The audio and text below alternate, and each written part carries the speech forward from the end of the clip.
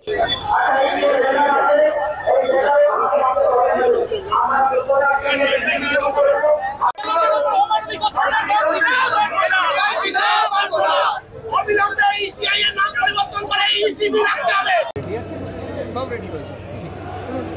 Sir, না খুলে দিচ্ছি, আমাদের লোকজন মারা যাচ্ছে।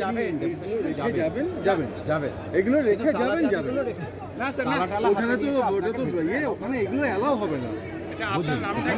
এনারা যেভাবে অত্যাচার করছেন আমরা প্রতিবাদ করছি।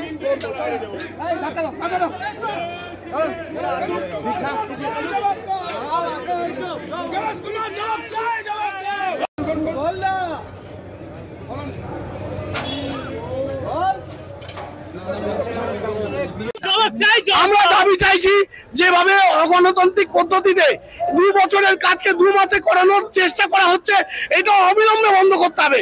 যেভাবে শিক্ষাকর্মীরা আজকে আত্মহত্যার পথ বেছে নিচ্ছে, এর দায় কে নেবে? সেই পরিবারগুলোর দায় কে নেবে?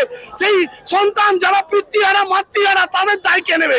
আজকে ডেট অফ বার্থ লিখতে মানা করছে, লেট কথাটা লিখতে মানা করছে, এগুলোর উদ্দেশ্য কি? এবং খসড়া হয়ে যাওয়ার পর নাম বাদ যাবে, এটার আসল উদ্দেশ্য কি? আমরা মহারাষ্ট্র দেখেছি, বিভিন্ন বিজেপি শাসিত রাজ্যের ভোট অলরেডি দেখে ফেলেছি, যেভাবে লক্ষ লক্ষ ভোটার বাদ হয়েছে এবং তারা সুপ্রিম কোর্টের দ্বারস্থ হয়েও তার এখনো পর্যন্ত ঘোষণা হয়নি তারা কি কারণে বাদ হয়েছে। এই সমস্ত আমরা চাইছি ভোটের আগে কেন্দ্রীয় সরকারকে ইসিআই কে ঘোষণা করতে পারে, না হলে অবিলম্বে তারা তাদের ইসিআই নাম পরিবর্তন করে ইসিবি করুক, ইলেকশন কমিশন অফ ইন্ডিয়ার পরিবর্তে ইলেকশন কমিশন অফ বিজেপি। কারণ এরা বিজেপির হাত শক্ত করতে বাংলার বুকে এসে যেভাবে অগণতান্ত্রিক পদ্ধতিতে এরা মানুষকে চাপিয়ে দিয়ে এবং রাতারাতি ভুল কাজ করতে সাহায্য করছে, সেটা কিন্তু আমরা মেনে নেবো না। শিক্ষক সমাজ ইসিআই জবাব চাই, জবাব দাও, জবাব চাই, জবাব দাও, ইসিআই জবাব চাই, জবাব দাও, জবাব চাই, জবাব দাও। নিয়মতার উপর অমানবি অত্যাচার মানছি না, মানবো না, মানছি না, মানবো না, মানছি না, মানবো না।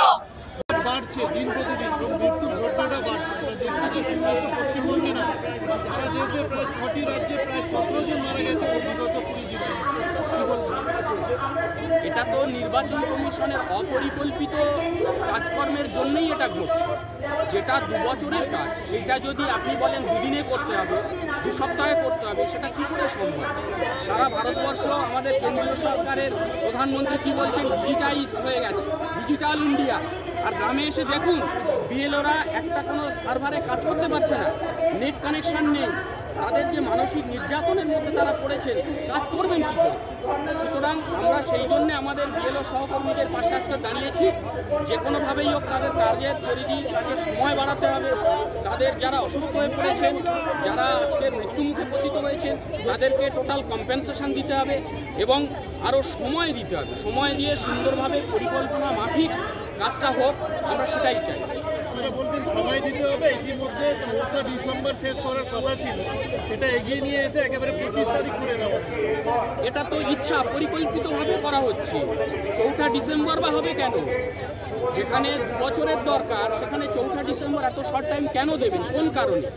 তাহলে আরও সময় দেওয়া হোক। সময় যদি না দেওয়া হয় তাহলে এই কাজ এখনই বন্ধ করে দেওয়া হোক।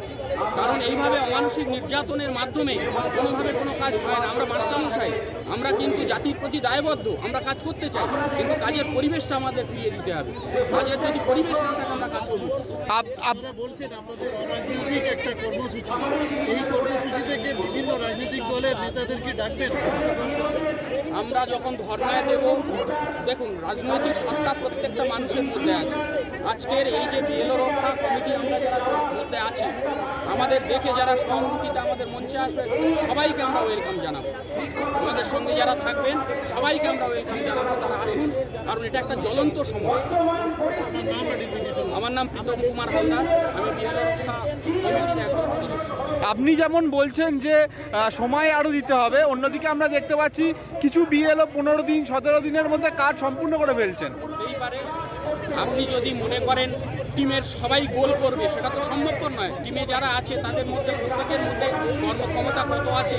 আজকের বলছেন অনেক বিএলও যাদেরকে দায়িত্ব দেওয়া হয়েছে তারা মোবাইলের আপডেটেড কাজগুলো তারা জানেন না, তারা ডিজিটালি সাউন্ড নন, তারা কি করে করবেন? যদি প্যারামিটার যদি আপনি করে দিতেন যে এই ক্রাইটেরিয়া হলে তবে আপনি বিএলওর কাজ করতে পারবেন, তাহলে সেইটা কেন করা হলো না?